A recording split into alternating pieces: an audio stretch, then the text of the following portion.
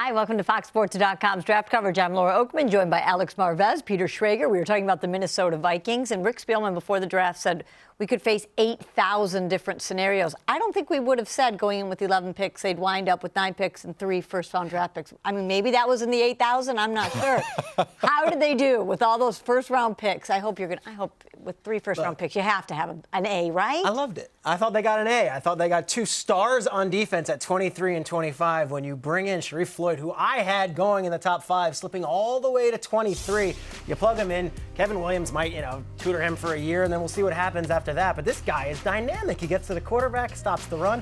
And then Xavier Rhodes. The knock on him was that he was a little raw. Big deal. The guy is an athletic specimen. He is fantastic, and I think he'll be a great pro. I love the 3rd pick in the first round. I know they gave up a lot, but Cordarrelle Patterson, this is a guy who makes plays. He's a junior college transfer. He only had 45 catches last year, but set SEC records in the return game, and he's a star. He started off the season as the 3rd receiver on the depth chart. He now goes in the first round.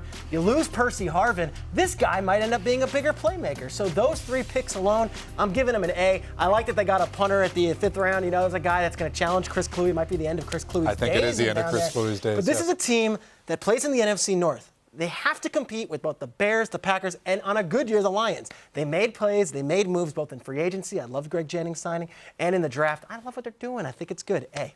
I've got a B+ just because I'm not as sold on Cordarrelle Patterson as my comrade Peter Schrager is here. I worry about a kid who's a JUCO kid who did not score very well on the standardized testing that they have. On top of that, 1-year wonder at Tennessee. That was it. He was there. He's gone. That's it. He's out.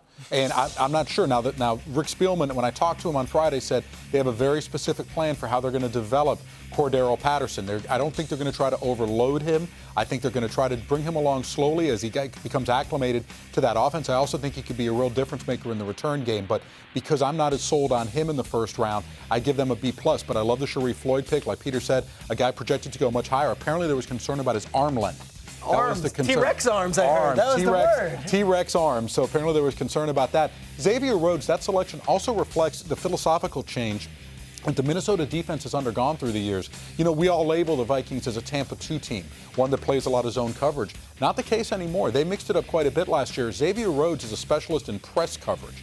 That's why I thought at first it was a little bit curious, but when you look at it now, it's interesting. You got a guy whose specialty is zone in Chris Cook. You got a guy whose specialty is press in Xavier Rhodes. One kid who they took in the 7th round, if he can stay healthy, was an absolute steal, is Mike Maudie, the Penn State linebacker. This poor young man has suffered injuries, 3 torn ACLs. He's coming off a 3rd. If he can stay healthy, he may end up being their starting Mike linebacker.